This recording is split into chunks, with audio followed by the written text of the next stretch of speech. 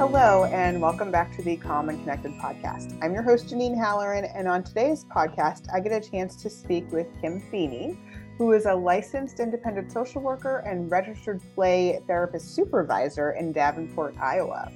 She has over 10 years experience working with children and their families to help them lead healthier emotional lives so they can cope with big emotions, which is right up my alley.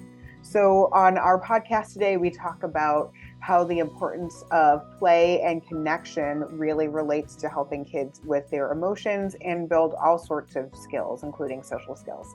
So I hope you enjoy the interview. Thank you. Hello, everybody. I'm so excited to welcome Kim Feeney to the podcast today. Welcome. Hello, I'm so happy to be here. So for people who don't know of you, can you just give us a little bit of your background and what you're doing these days? Absolutely. I am a licensed independent social worker and a registered play therapist supervisor in the state of Iowa. So that basically means that I work with kids and families that have emotional and behavioral challenges, and we help them to find more adaptive skills and techniques that they can use for those behaviors. Through play therapy. Through play therapy, absolutely.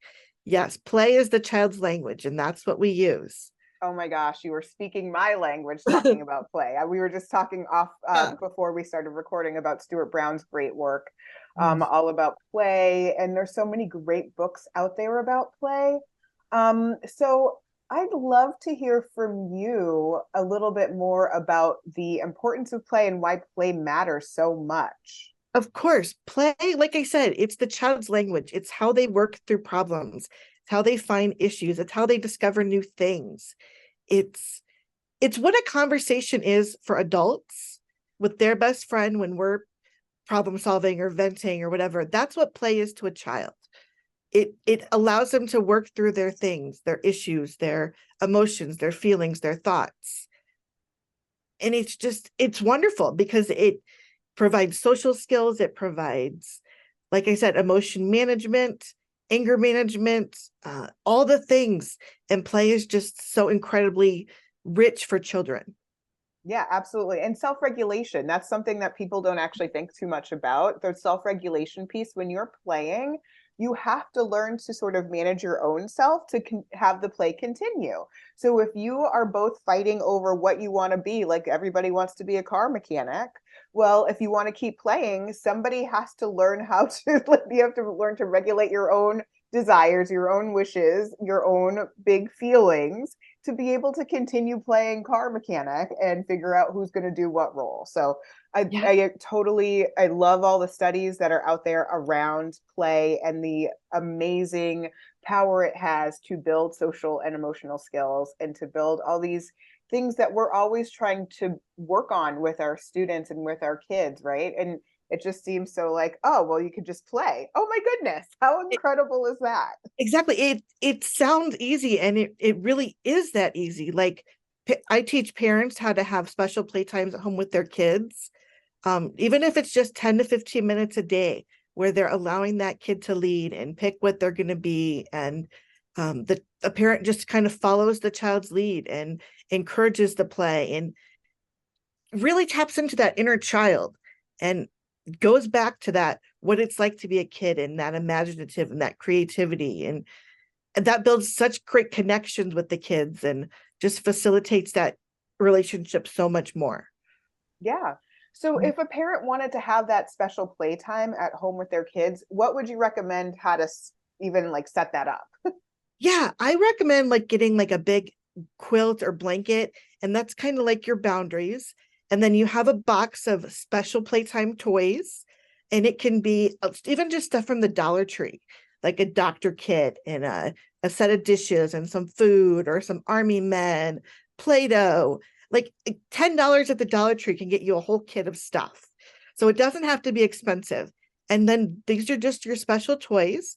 And if possible, like the same time, again, routine structure all matters for kids. It all provides those limits and sets kids up for success. So same time, same type of schedule if possible every day.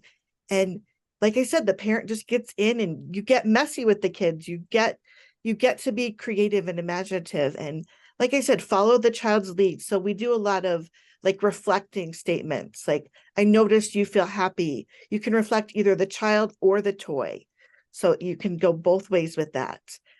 Tracking statement, just kind of a play by play. This toy is going from upstairs to downstairs.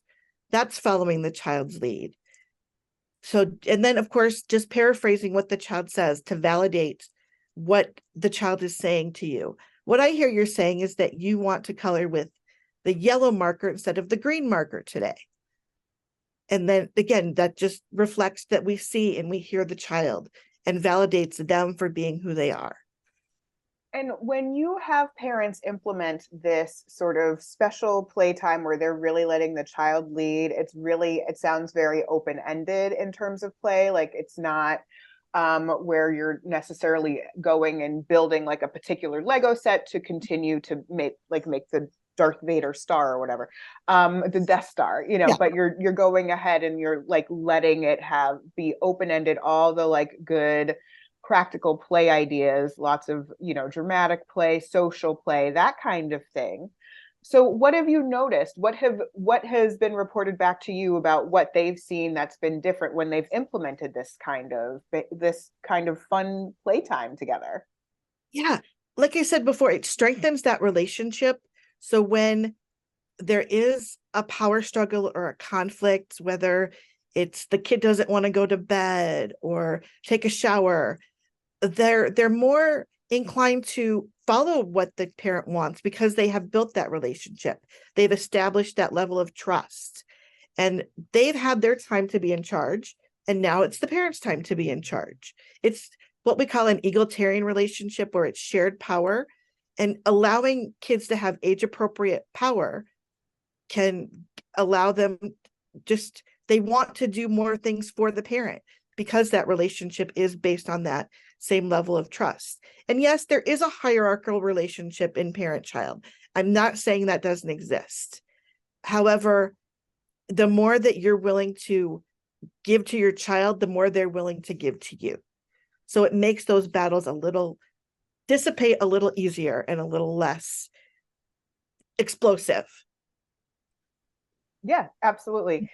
I think people sometimes forget that kids don't really have a ton of control in their lives. Like if they are like somebody is telling them where to go, when to go, how to go all the time.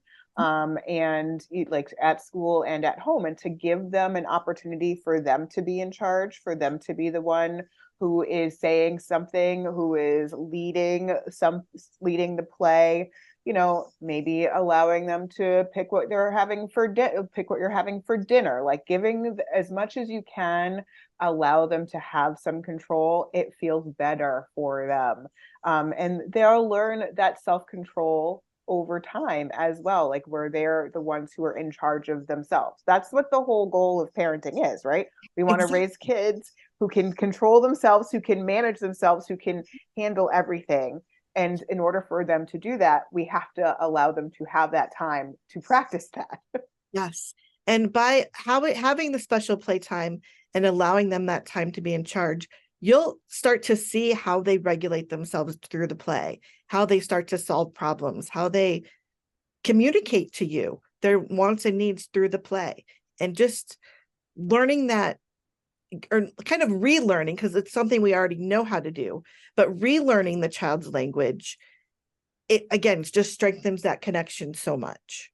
Yeah, absolutely. So something we had talked about before we started recording were these 4 crucial C's that children need. So can you talk a little bit more about that? And the first one is connection. It's having that connection and not only necessarily wanting that connection, but also having the skills to keep and maintain that connection. And that's with parents, with teachers, with friends, the siblings, all of the above. And again, through play, that can be established and strengthened. The other ones are capable, allowing the kid to know that they're capable, that they can do things. And a lot of the times I teach parents encouragement over praise. We like to encourage things. I like to encourage like more the effort, the process. You're getting better at that. You're trying something new versus that final product. Because again, the process is the part we want them to learn. We want them to learn to be able to try new things, to be able to be capable. And then, yeah, if they have a nice picture at the end, that's a bonus, but that's not the value. That's not the life lesson. So encouragement to be capable. Then we want to teach them count, that they matter, that they make a difference in the world, in their life, in other people's lives. So that goes back to, again, giving them age appropriate power, allowing them to feed the dog or set the table, having a place and responsibilities in the family. And then the final one is courage, being willing to try new things without knowing that you might fail, knowing you might fail and you might not succeed, and being willing to do the hard things anyway. And I think just exposing your child to new things and activities, and modeling the courage to be imperfect yourself. If you make a mistake, you don't need to hide it from your kids.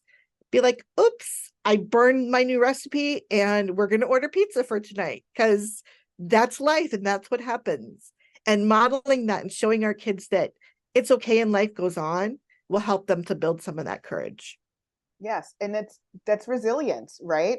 That's how mistakes are how we learn. So we make a mistake and we can model for them how we handle a mistake. Mistakes will happen. None of us are perfect. So I love those 4 C's. So connection, capable, they count, and to have courage. I love Right. that. That's lovely. And I keep feeling like this word connection especially is what I have been coming back to a lot. Just in the work that I'm doing and the people I'm talking to, we're talking a lot about co-regulation and connection, and making sure that relationship between the adults who are raising the child and the child is strong. It's so protective. It's so helpful.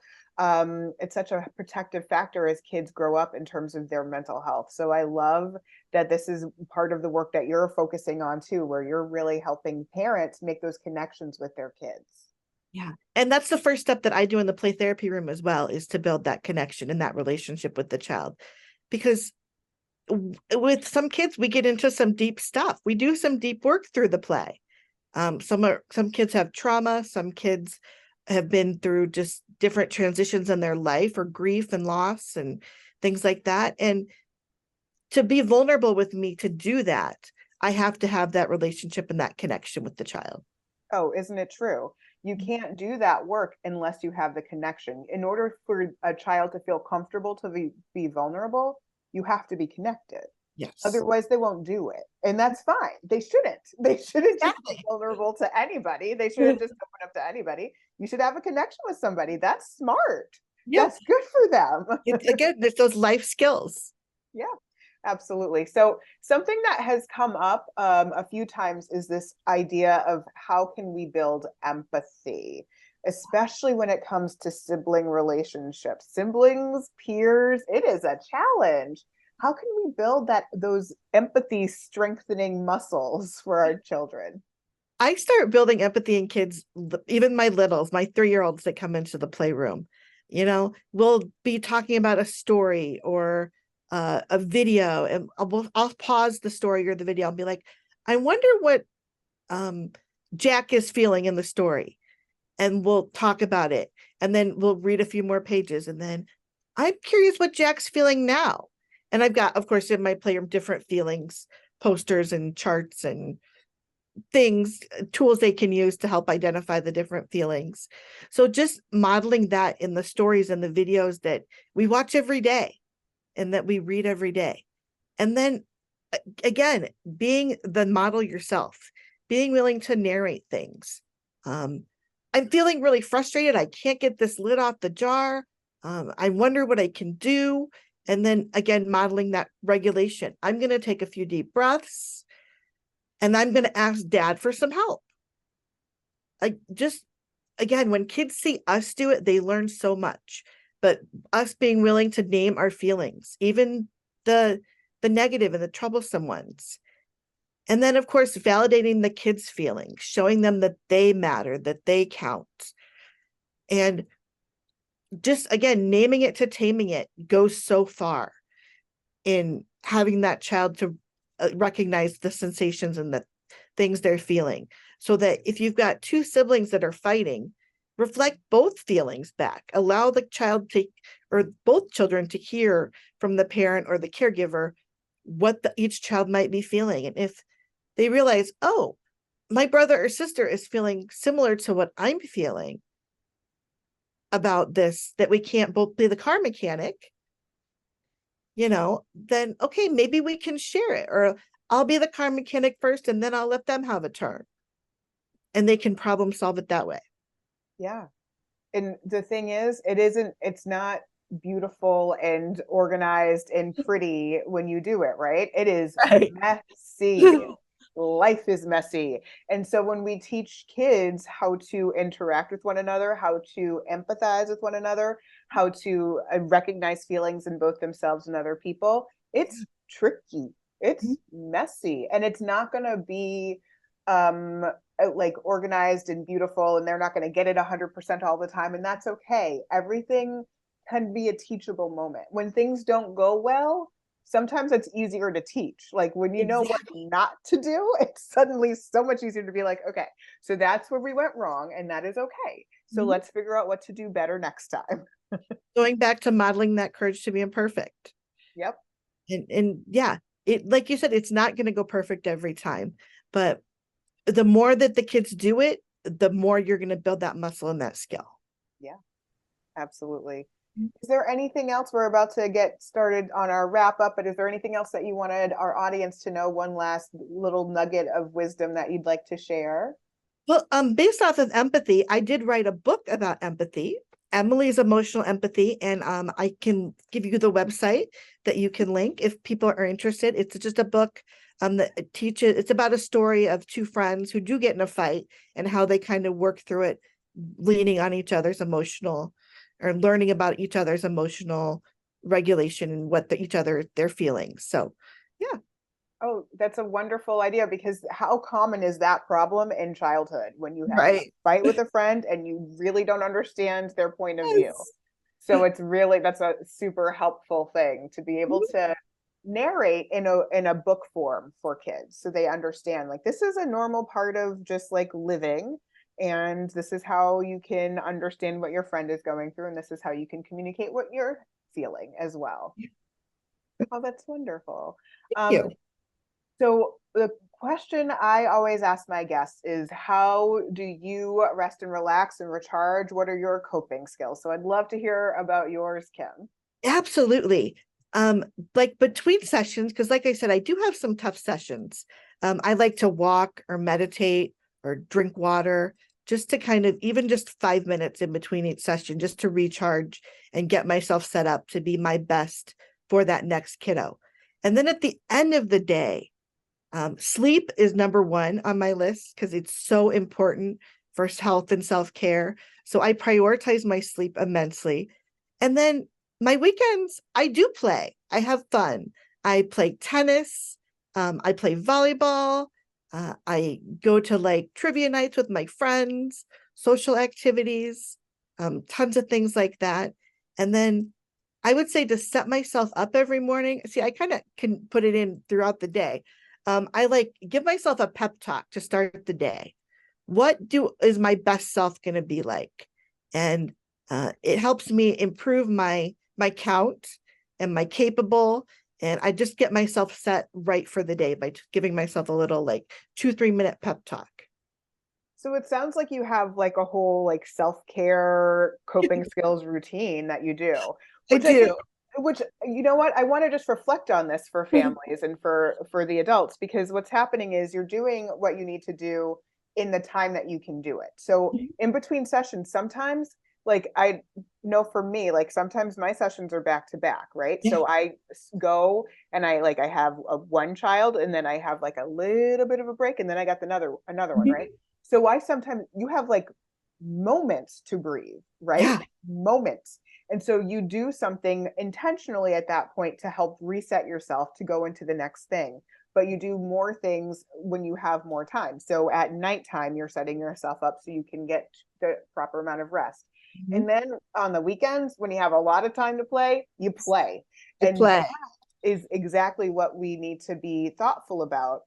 And then also like starting your day off in the right frame of mind, because it's so easy to just like get up and look at your phone and you're off to the races, versus what kind of mindset do I want to bring into this day that I am approaching right now? And it doesn't have to take a long time. It can just be a couple of minutes. I'm always looking for like, let's do something quick and impactful that's going to be powerful for me. Because I'm sure you hear a lot what I hear from parents is we don't have time to add more things into our day. But if it's just quick 1 or 2 minute things, yeah, they're more apt to do it. Yes, absolutely.